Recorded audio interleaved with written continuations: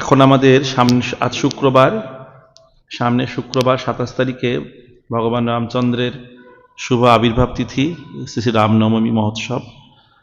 তো সেই উপলক্ষে আমরা প্রয়াস করছি ভগবানের কথা আলোচনা করবার। যদিও এই রামায়ণ কথা তো আর একদিনে 15-20 মিনিটে 25 মিনিটে ক্লাসে আলোচনা করা যায় না।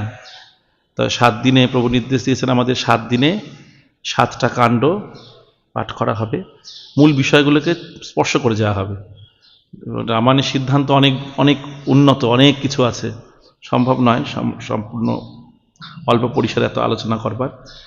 তো রামায়ণ বাল্মীকি মুনির রচনা, আমরা সবাই জানি। তো 7টা কাণ্ড আছে।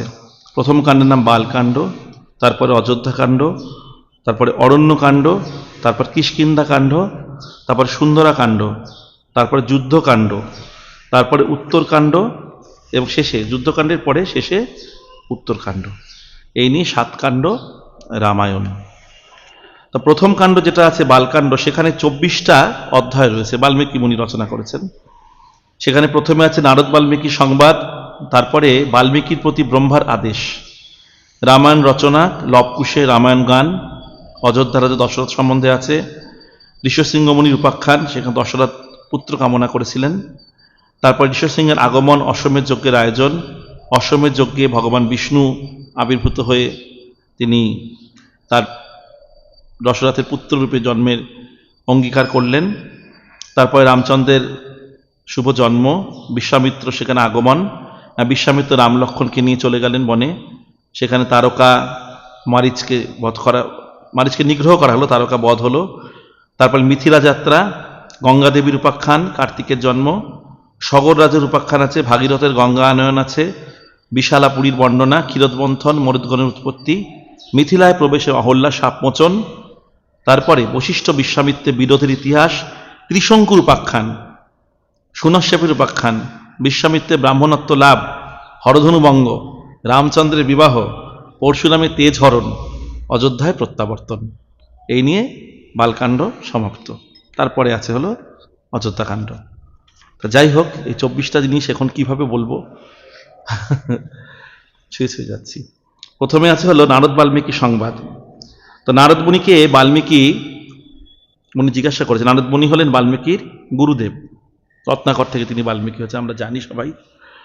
তো বলছেন, এই পৃথিবীতে এমন কে আছে যিনি সমস্ত গুণের গুণান্বিত, বীর্যবান, ধর্মজ্ঞ, কৃতজ্ঞ, সত্যবাদী, দৃঢ়ব্রত, সচ্চরিত্র, সর্বভূতের হিতকারী, বিদ্যান, কর্তব্য পালনের সমর্থ, অদ্বিতীয় প্রিয় দর্শন, আত্মসংযমী, কান্তিমান, জিতক্রোধ, অসূয়াশূন্য, এবং তাকে রণস্থলে দেখলে দেবতারা পর্যন্ত ভয় পান, এমন কে আছে আপনি বর্ণনা করুন।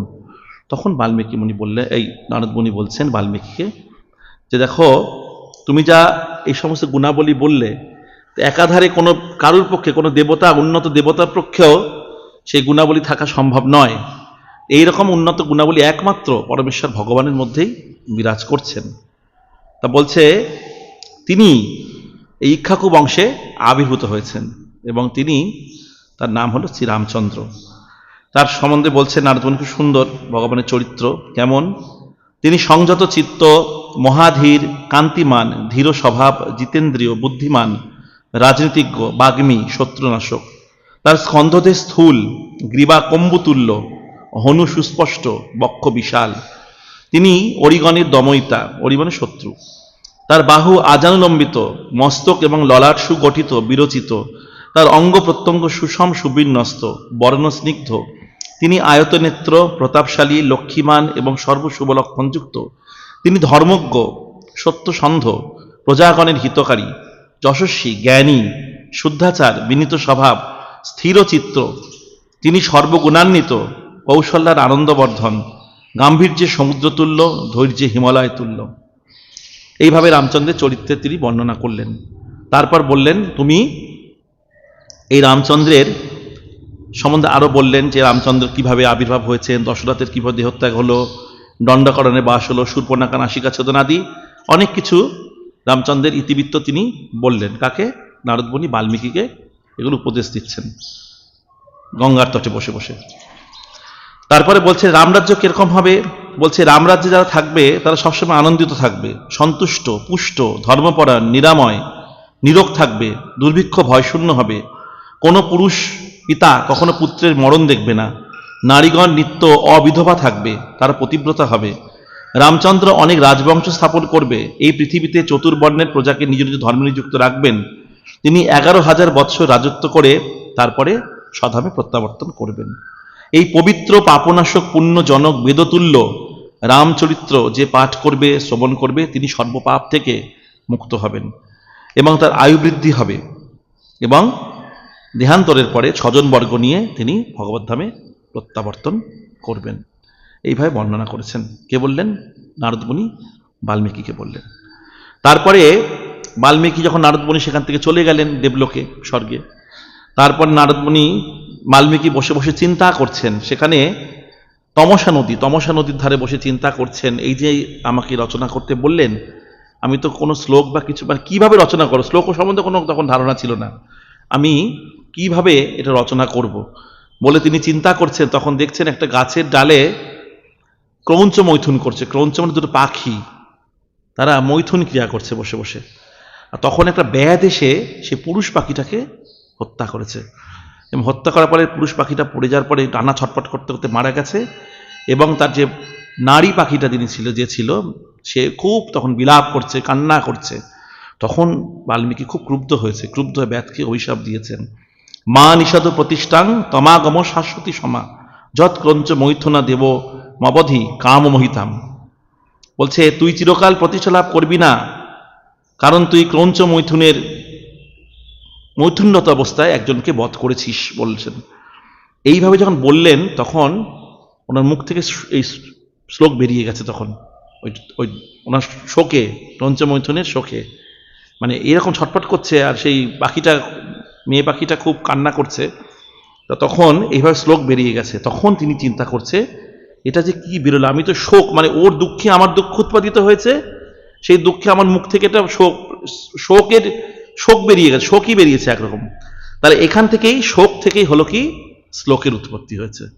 তাই এই জন্য বাল্মীকি আদি কবি বলা হয় বাল্মীকি। তা বলছে তখন তিনি চিন্তা করছেন এবং সেখানে তার শিষ্য ছিল ভরদ্বাজকে বলছে, দেখো আমি এটা যে উৎপন্ন আমার মুখ থেকে বেরোলো, নিশ্চয়ই এটা আবার ভগবানের কথা রচনার উপযুক্ত হবে।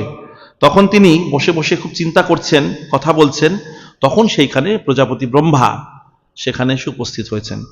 উপস্থিত হওয়ার প্রজাপতি ব্রহ্মাকে উনি যথাযোগ্য সম্মান দিয়ে পূজা অর্চনা করলেন এবং তখন ব্রহ্মা তখন নির্দেশ দিলেন, তুমি এই যে তোমার মুখ থেকে যে শ্লোক উৎপন্ন, শোকের মাধ্যমে সেই শ্লোক উৎপন্ন হয়েছে, এই শ্লোকের দ্বারাই তুমি রামকথা, রামায়ণ রচনা করো, তুমি রামকথা রচনা করবে বলে আরো অনেক কথাই বলেছিলেন। বলে তখন তিনি বাল্মীকি কাছ থেকে, ব্রহ্মাজি সেখান থেকে চলে যান আর বলে, তুমি নারদ মুনির কাছ থেকে যা ইতিবৃত্ত শুনেছো রামচন্দ্র সম্বন্ধে, সেগুলো তুমি সেই শ্লোকের আকারে সমস্ত কিছু বর্ণনা করবে।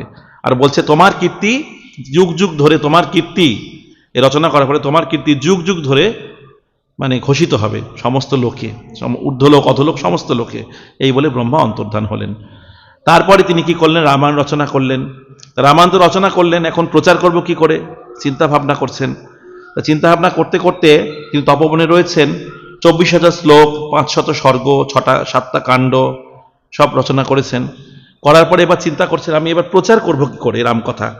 তখন সেইখানে লব এবং কুশ, রামচন্দ্রের পুত্রদ্বয় সেইখানে উপস্থিত হয়েছেন এবং সেই পুত্রদ্বয়কে দেখতে অত্যন্ত সুন্দর এবং তাদের কণ্ঠ অত্যন্ত সুমিষ্ট সুভাষী।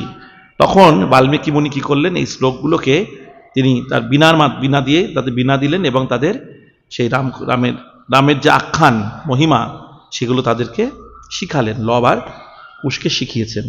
এবং তখন বললে, তোমরা এই অযোধ্যা নগরীতে গিয়ে রাজপথে পথে এই রামচন্দ্রের মহিমা কীর্তন করো, সেখানে গান করো। তারা সেইভাবে রামচন্দ্রের মহিমা সেখানে কীর্তন করতে লাগলেন এবং সেই লবকুশকে দর্শন করে সবাই অত্যন্ত প্রীত হয়েছে। তখন সীতাদেবী বনবাসে চলে গেছেন। তারপরে হচ্ছে 4 নম্বরের অধ্যায় আছে অযোধ্যা রাজা দশরথ সম্বন্ধে। এই অযোধ্যা রাজা দশরথ ইক্ষ্বাকু বংশে তিনি আবির্ভূত হয়েছিলেন। এই দশরথের অনেক কীর্তি, এই দশরথের কীর্তি এখানে বর্ণনা আছে। সেখানে বলছে সেই অযোধ্যায় কোনো কামাসক্ত ব্যক্তি ছিল না, নিজ প্রবৃত্তিযুক্ত কোনো ব্যক্তি, নপুংসক কোনো ব্যক্তি, অবিদ্বান, নাস্তিক এসব এরা ছিল না। সবাই খুব উন্নত গুণাবলী, সবার মধ্যে খুব উন্নত গুণাবলী ছিল। সেখানে মিথ্যাবাদী, অল্পশাস্ত্রজ্ঞ, অবিদ্বান, অসূয়া পরবশ, অধার্মিক কোনো রকম ব্যক্তি ছিল না। সেখানকার ব্যক্তিরা সবাই খুব উন্নত গুণাবলী, এবং সিংহ যেমন গুহাকন্দরে লুকিয়ে থাকে, ঠিক সেখানকার ব্যক্তিরা সেরকম উন্নত গুণাবলী নিয়ে সেখানে বসবাস করতেন। এবং তার সুমন্ত্র আদি 8 জন অমাত্য ছিল, এবং বশিষ্ঠ আদি বিভিন্ন ঋষিরা তার সভা অলঙ্কৃত করতেন, এবং তাদের মধ্যে তাদের কুলগুরু ছিলেন এই বশিষ্ঠ, তাদের কুলগুরু ছিলেন। এবং তারা সবাই বিদ্যা বিনয় সম্পন্ন, নিপুণ, জিতেন্দ্রীয়, শাস্ত্রজ্ঞ, পরাক্রান্ত, সাবধানী, আজ্ঞাবহ, নির্লোভ এবং ব্যবহার কুশল ছিলেন। এইভাবে অযোধ্যা রাজা দশরথের সামান্য পরিচয় এখানে দেওয়া রয়েছে। তা অযোধ্যা রাজা দশরথের কোনো পুত্র ছিল না, তার পত্নী ছিল 3 জন মুখ্য পত্নী। আমরা জানি 18টা পত্নী ছিল ওনার, 18 জন। তার মধ্যে মুখ্য 3 জন, কৌশল্যা, কৈকেয়ী আর সুমিত্রা। তার মধ্যে কারোরই পুত্র হয়নি। তা বলছে এত বড় রাজত্ব হলো, সবকিছু হলো, আমার তো পুত্র হলো না, পুত্র না হলে আমার কি করে কি হবে। তখন তিনি চিন্তা করলেন কি করা যায়। তখন তিনি বশিষ্ঠ মুনির নির্দেশে তিনি তখন ঋষ্যশৃঙ্গ মুনিকে আনবার জন্য চিন্তা করলেন। তা পূর্ববর্তীতে এই ঋষ্যশৃঙ্গ মুনিকে লোমপাদ ছিলেন হল অযোধ্যা রাজা দশরথের বন্ধু, অঙ্গরাজ্যে, পাশে অঙ্গরাজ্যের তিনি রাজা ছিলেন। এই লোমপাদ ঋষ্যশৃঙ্গ মুনিকে নিয়ে এসেছে। ঋষ্যশৃঙ্গ মুনি মানে কখনো কোনো বাহ্যিক কোনো তপবনে বাস করতেন, বনে, বাইরে কোনো নারী পুরুষ কাউকে দেখেনি, এবং বিভাণ্ডক মুনির পুত্র তিনি, সেখানে বসবাস করতেন। তো পরবর্তীকালে অনেকে প্রলোভন দেখিয়ে ওনাকে নিয়ে আসা হয়। এই কেননা ওনার রাজত্বে তখন খরা চলছিল, চরম দুর্ভিক্ষ এবং খরা চলছিল। তো দৈবানী হয় যদি ওই ঋষ্যশৃঙ্গ মুনিকে নিয়ে আসে তাহলে সেখানে বৃষ্টি হবে। তা অনেক ঋষ্যশৃঙ্গ মুনিকে আনা তো সোজা ছিল না, কারণ সেখানে তার পিতা বিভাণ্ডক বাস করতেন, পরাক্রমশালী। তো সেই জন্য তিনি যখন বনে চলে গেলেন তপস্যার জন্য, তখন সেখানে বিভিন্ন রকম নারীদের প্রলোভন দেখিয়ে, খাবার দাবার অনেক কিছু জাগতিক প্রলোভন দেখিয়ে ওনাকে তখন নিয়ে আসা হয়েছিল।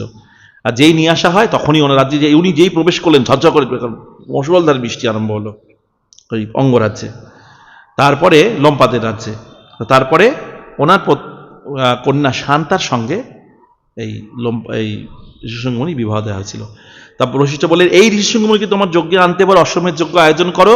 এই যজ্ঞ যদি তুমি আনতে পারো তাহলে তোমার সেখানে মানে পুত্রের মানে সেটা সহায়কারী হবে।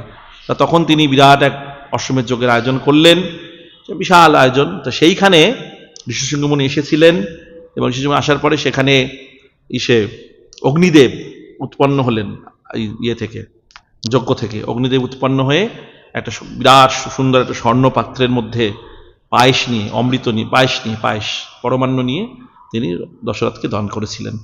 দান করার পরে তারা বললেন এগুলো আপনি রানীদের মধ্যে ভাগ করে দেন। তা তিনি রাজা দশরথ কি করেছিলেন, কৌশল্যাকে অর্ধেক দিয়েছিলেন, আর কৈকেয়ীকে অর্ধেক দিয়েছিলেন। আর কৌশল্যা এবং কৈকেয়ী ওখান থেকে কিছুটা অংশ সুমিত্রাকে প্রদান করেছিলেন। তো সুমিত্রা যমজ সন্তানের লক্ষণ আর ভরত। এইভাবে, এবং সেই অশ্বমেধ যজ্ঞে ভগবান বিষ্ণু তিনি আবির্ভূত হয়েছিলেন। আবির্ভূত তিনি বলেছিলেন যে আমি আপনার পুত্ররূপে এই পৃথিবীতে আপনার এখানে আবির্ভূত হব। তো এইভাবে অশ্বমেধ যজ্ঞ সমাপন হলো, এবং ভগবান রামচন্দ্র আবির্ভূত হলেন। তিথি ছিল হলো চৈত্র মাসের শুক্লপক্ষের নবমী তিথি, পুনর্বসু নক্ষত্র ছিল। সেখানে রামচন্দ্রকে কৌশল্যা দেবী আবির্ভূত করলেন সেখানে, এবং পুষ্যা নক্ষত্রে কৈকেয়ী ভরতকে, এবং সুমিত্রা অশ্লেষা নক্ষত্রে লক্ষণ এবং শত্রুঘ্নকে প্রসব করলেন। এইভাবে তখন আকাশ থেকে দুন্দুবি বাজছে, পুষ্পবৃষ্টি হচ্ছে, সবাই খুব আনন্দে বিহ্বল হয়ে পড়লেন। এবার রামচন্দ্রকে দর্শন করে সবাই খুব আনন্দিত হলেন। এইভাবে রামচন্দ্র ধীরে ধীরে দশরথের গৃহে অযোধ্যায় তিনি বর্ধিত হতে পারছেন, বড় হচ্ছেন। হতে হতে এক সময় তখনও 16 বছর বয়স হয়নি, তখন সেখানে বিশ্বামিত্র মুনি এসছে। তা বিশ্বামিত্র মুনি এসে বলছে যে আমাকে আপনার এই 2 পুত্রকে দিতে হবে, কারণ আমি রাক্ষস বধ করবো। আমি যেখানে যজ্ঞ করছি সেই যজ্ঞস্থলে এসে রাক্ষসেরা, মারিচি আদি তারকা, এরা সব এসে খুব উৎপাত করছে। সেই শুনে তখন দশরথ বলছে না এরা এখন নাবালক, আমি দান করতে পারবো না। তা তো একসময় বিশ্বামিত্র মুনিকে কথা দিয়েছিল এই দশরথ মহারাজ যে আমি এই যখন কোনো প্রয়োজন হবে আপনি বলবেন, আমি আপনার প্রয়োজন যথাসাধ্য চেষ্টা করব। তা বলছে আপনি তো আমায় একসময় কথা দিয়েছিলেন, তা রঘুকুলদের রীতি এরকম নয় যে জীবন চলে যাবে কিন্তু কথা ভঙ্গ হবে না, তা এখন আপনি কথা দিলেন কিন্তু কথা রক্ষা না করলে তো হবে না, সেইগুলো মনে করাচ্ছেন। তো অনেক প্রবোধ দিয়ে বলেন কোনো চিন্তা করবেন না, আমি আছি সঙ্গে, আপনার পুত্রদের কোনো ক্ষতি আমি হতে দেব না, অনেক কিছু বলে অনেক কথাবার্তা বলে তখন আমার লক্ষণকে প্রদান করলেন। তখন তারা খুব বালক, তারা খুব ছোট তখন। তারপরে কি করলেন, সেই রাম লক্ষণকে নিয়ে বিশ্বামিত্র কি করলেন, গমন করলেন। গমন করতে করতে তখন রামচন্দ্রের হাতে ছিল ধনুকবাণ আর খড়গ ছিল, রাম লক্ষণ দুজনের হাতেই। তারা সেইখানে বিভিন্ন জায়গায় যারা ভ্রমণ করতে করতে করতে করতে তারা যেইখানে হয়েছিল, মানে রামচন্দ্র যেখানে সিদ্ধাশ্রম, যেখানে বিশ্বামিত্র মুনি আশ্রমটা ছিল, আশ্রম সিদ্ধাশ্রম। সেই সিদ্ধাশ্রম কেন, সেইখানে বলি মহারাজ যজ্ঞ করেছিলেন, বিশাল এক যজ্ঞ। যখন বামনদেব আবির্ভূত হয়ে ত্রিপাদ ভূমি ভিক্ষা করলেন, বামনদেব সেখানে আবির্ভূত হয়েছিলেন, ওই জন্য ওই জায়গাটার নাম সিদ্ধাশ্রম। এবং তপস্যার জন্য বিশ্বামিত্র ওই জায়গাটাকে পছন্দ করেছিলেন এবং ওই জায়গা থেকে তিনি তপস্যা করতেন। তো সেইখানে সে বিরাট আকারে সে মারিচি আসলো, তারকা আসলো, যখন মানে যজ্ঞ করছে, এটা অনেক বর্ণনা আছে। তো যজ্ঞ করছে, যজ্ঞ করার সময় তখন তারা রামচন্দ্র লক্ষণ তখন বলছে তোমরা বিশ্বামিত্র তোমরা পাহারা দাও দুজনে। তা 3 দিন যজ্ঞ করার পরে কেউ আসেনি, তারপর যে যজ্ঞ আরম্ভ হয়েছে 3 দিন পরে তখন এই তারকা মারিচি আরো যারা সব ছিল, সব খড় দূষণ সব এসে কি করছে, মল মূত্র রক্ত এইসব ফেলতে আরম্ভ করেছে যজ্ঞস্থলিতে। তখন সেই রামচন্দ্র কি করলেন, একদম তীর নিক্ষেপ করে সেই তারকাকে বধ করলেন, খরদূষণ বধ করলেন। এবং মারিচিকে বধ করেননি, মারিচিকে এমন তীর মারলেন সে মহাসাগরের মধ্যে গিয়ে পতিত হয়েছে, একদম বহু যোজন দূরে গিয়ে সেইখানে। তো এইভাবে তিনি সেখানে কি করলেন, এই বধ করলেন এদেরকে। তারপরে সেখান থেকে তিনি মিথিলা যাত্রা করলেন। রামচন্দ্র বিশ্বামিত্র তখন বললেন এবার চলো তোমাদেরকে আমি মিথিলায় নিয়ে যাব, মিথিলা যেখানে মহারাজ জনক বাস করতেন। তো সেইখানে যেতে যেতে বিশ্বামিত্রের বংশবৃত্তান্ত তিনি বিশ্বামিত্রের কাছ থেকে শ্রবণ করলেন। ভগবান রামচন্দ্র গিরিব্রজ দর্শন, গিরিব্রজ বলে জায়গা ছিল, সেই জায়গায় সেখানে তিনি দর্শন করলেন। সেখানে এবং সেখান থেকে তিনি গঙ্গা দেবীর উপাখ্যান শ্রবণ করলেন। গঙ্গা দেবী কিভাবে এই পৃথিবীতে আবির্ভূত হয়েছেন, সেই গঙ্গা দেবীর কথা বলতে বলতে সগর রাজার কাহিনী তিনি বর্ণনা করলেন কে, বিশ্বামিত্র মুনি রামচন্দ্রের কাছে। যদিও রামচন্দ্র ভগবান তিনি সব জানতেন। তো সগর রাজার কাহিনী আমরা ভাগবতমে সেগুলো সব শ্রবণ করেছি। তো সগর রাজা তিনি তার 60,000 পুত্র ছিল, 60,000 পুত্র তিনি অশ্বমেধ যজ্ঞ করছেন।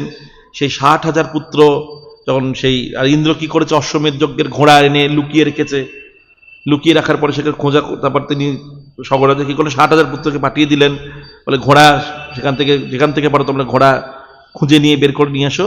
তা সমস্ত জায়গা, পৃথিবীর বহু জায়গা তারা মানে খনন করতে আরম্ভ করেছে, বন জঙ্গল গাছপালা সে মানে ত্রাহি ত্রাহি রব, তখন পৃথিবীর খুঁজে পায় না। তারপরে তখন দেখলেন কপিল মুনির আশ্রমে, তিনি কপিল মুনি তপস্যা করছেন, সেইখানে ঘোড়াটা কেউ চড়ে চড়ে বেড়াচ্ছে। আর তখন তারা কপিল মুনিকে তখন দোষারোপ করলেন, বললেন আপনি এই ঘোড়া চুরি করে লুকিয়ে রেখেছিলেন, এটা আপনার গঠিত কাজ। অনেক কথা বলার পরে তখন ব্রহ্মা বুঝতে পারছে, আর কপিল মুনি তো সাধারণ না, তিনি ভগবান বিষ্ণু, তিনি আবির্ভূত হয়েছেন, এই ওনার কোপে পড়ে সাগর রাজার ছেলেরা কিন্তু সব ভস্মীভূত হবে। আর যেই কপিল মুনি তখন তাকিয়েছে, সব একদম ভস্মীভূত হয়ে গেছে।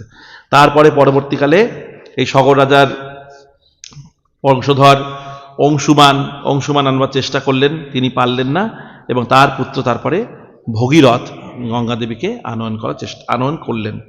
এবং সেই গঙ্গা দেবী যখন বলছে এই গঙ্গা দেবীর যে বিশাল ধারা, এটা ধারণ করবে কে, হ্যাঁ বিশাল ধারা, শিবের কাছে আবার গেলেন, বলে এই ধারা ধারণ করার ক্ষমতা একমাত্র শিবের রয়েছে। তিনি শিবকে আবার সেখানে সন্তুষ্ট করলেন। তো শিব বললেন ঠিক আছে আমি এই ধারা ধারণ করব। তো গঙ্গা দেবী চিন্তা করছে যে শিবকে আমি একদম এমন আমার ধারা পাতালের মধ্যে নিয়ে যাব। তো শিব একটা জটার মধ্যে গঙ্গাকে সেখানে আটকে রেখেছে, আর গঙ্গা বেরোয় না সেখান থেকে। আবার তখন ভগীরথ চিন্তা করছে আমার তো পূর্বপুরুষরা কি করে উদ্ধার হবে, আবার শিবের তপস্যা করে, শিবের জটা একটা খুললো, গঙ্গার একটা ধারা আবার প্রবাহিত হলো। গঙ্গা তখন 3 দিক দিয়ে প্রবাহিত হতে লাগলো, 30টা গঙ্গা বলা হচ্ছে। তারপরে এইভাবে হতে হতে শিবজি তখন করলেন গঙ্গা দেবীকে, করার পরে জন্যমুনি আবার গঙ্গাকে, জন্যমুনি আশ্রম ভাসিয়ে দিয়ে গেছে গঙ্গা, জন্যমুনি এক গণ্ডুষী গঙ্গাকে আবার পান করেছে। না আবার গঙ্গা আসে না, তখন আবার জন্যমুনির কাছে তপস্যা করে জন্যমুনিকে তুষ্ট করে জন্যমুনি তখন তার কান থেকে এই গঙ্গাদেবীকে নির্গত করলেন এবং তার নাম হলো জাহ্নবী, আমরা সবাই জানি। এইভাবে গঙ্গাদেবীকে আগমন করবার পরে সেইখানে যখন এখানে ভস্মীভূত হয়েছিল সেই জায়গাতে নিয়ে গেলেন, যখন গঙ্গা প্রবাহিত হচ্ছে তখন তারা সব পুনর্জীবিত হয়ে ওঠে। তারপরে এইভাবে সেই কাহিনী শোনবার পরে তিনি ক্ষীরোদ মন্থন মানে সমুদ্র মন্থনের কাহিনী রামচন্দ্রকে বর্ণনা করা হলো। সেখানে বিশালা পুরী ছিল, সে বিশালা পুরীর বর্ণনা করা হলো, সে বিশালা পুরী। এবং তারপরে মারুদগণ কি করে উৎপত্তি হলো, সে মরুদগণের কথা সেখানে আলোচনা করা হচ্ছে। কিন্তু এগুলো বলা একদম সুন্দর সুন্দর সিদ্ধান্ত আছে, সম্ভবই নয়। তারপরে কি করলেন, ভগবান রামচন্দ্র মিথিলায় প্রবেশ করলেন এবং সেখানে অহল্যার শাপমোচন হলো। তো অহল্যা গৌতম ঋষির পত্নী ছিলেন, তা ইন্দ্র গৌতম ঋষির রূপ ধারণ করে অহল্যার সঙ্গে অবৈধ সম্পর্কে লিপ্ত হয়েছিল। কিন্তু অহল্যা জানতো, দেবরাজ ইন্দ্র এসে বুঝতে পেরেছে তার স্বামী নয়, কিন্তু অহল্যা কিন্তু মনে মনে খুশি হয়েছে, দেখো স্বর্গের রাজা পর্যন্ত আমার রূপে মোহিত হয়ে আমার সঙ্গে সঙ্গ করছে। এইভাবে অহল্যা খুব অহংকারী হওয়ার পরে তখন গৌতম ঋষি এসে ইন্দ্রকে শাপ দিল, বলে তোমার অণ্ড খসে পড়বে, বলে তোমার পুরুষাঙ্গের অণ্ড যেটা সেটা খসে পড়বে, আর অহল্যা তুমি পাথর হয়ে থাকো তুমি। তা তখন ইন্দ্রর এরকম অবস্থার পরে ইন্দ্র তখন কি করবে খুঁজে পায় না, তখন সে পিতৃগণের কাছে প্রার্থনা করে। পিতৃগণ তখন মেষের অণ্ড তাকে সেখানে স্থাপন করে দেয়। এবং অহল্যাকে বলেছিল, যখন পৃথিবীতে ভগবান বিষ্ণু রামচন্দ্র যখন পৃথিবীতে আসবে তার চরণ স্পর্শে তুমি উদ্ধার হবে। তো এইভাবে সে অহল্যা দেবীকে উদ্ধার করেছিলেন ভগবান রামচন্দ্র।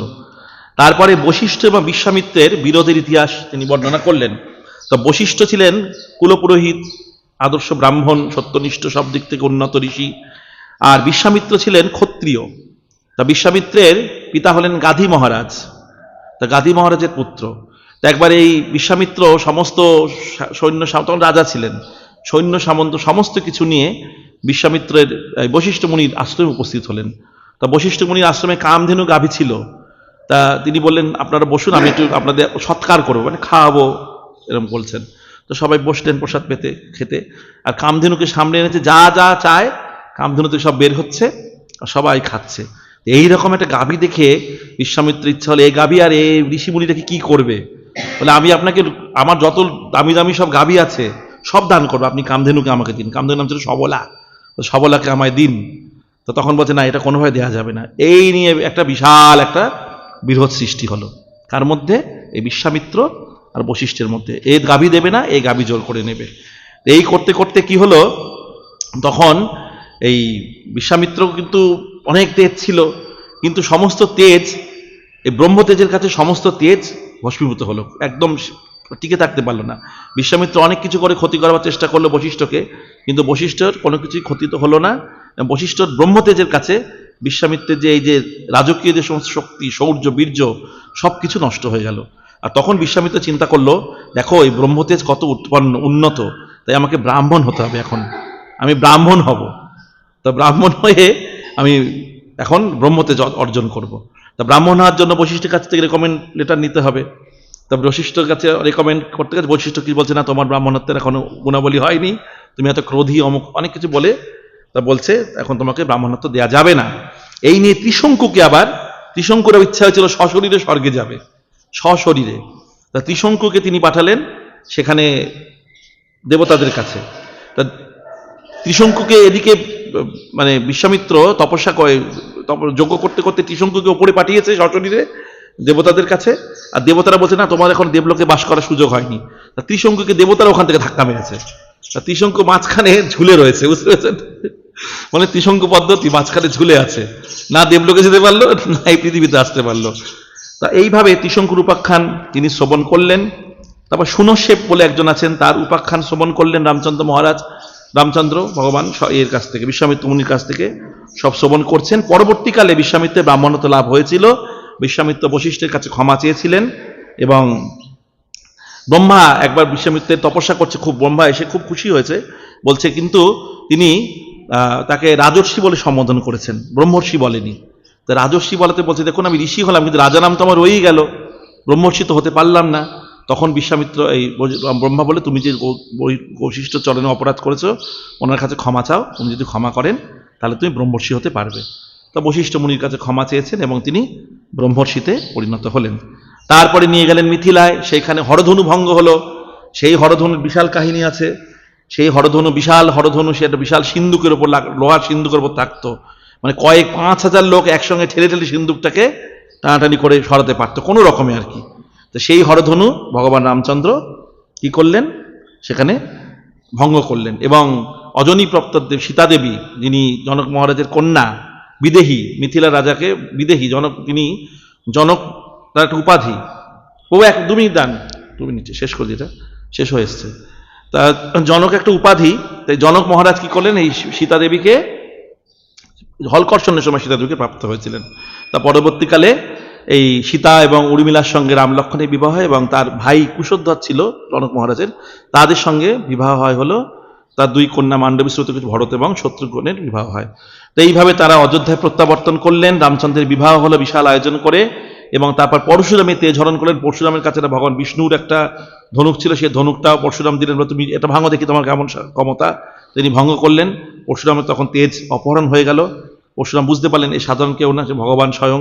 তিনি প্রার্থনা করলেন এবং রামচন্দ্র পরশুরামকে পূজা করলেন। করার পরে তিনি অযোধ্যায় সমস্ত তার 4 ভাই এবং তার 4 পত্নী নিয়ে অযোধ্যায় ফিরে আসলেন, এবং সেখানে বিশাল রাজকীয় মহোৎসব পালিত হতে লাগলো। তো এইভাবে রামচন্দ্রের কাহিনী এখানে 24টা অধ্যায়ে ছুঁয়ে ছুঁয়ে যা, বুড়ি ছুঁয়ে যা বলে না, সেরকম ছুঁয়ে গেলাম। তা কালকে অযোধ্যাকাণ্ড পাঠ হবে। 28টা অধ্যায় আছে, তাহলে 7:30টায় বসলে ভালো হয়। তো যাই হোক, তো এইভাবে রামচন্দ্রের কাহিনী, বালকাণ্ড আজকে নামমাত্র আলোচনা হলো। হরে কৃষ্ণ। জয় ভগবান শ্রী রামচন্দ্র কি, রামনবমী মহামহা উৎসব কি, শ্রীল প্রভুপাদ কি, গৌর প্রেমানন্দে, শ্রীল প্রভুপাদ কি।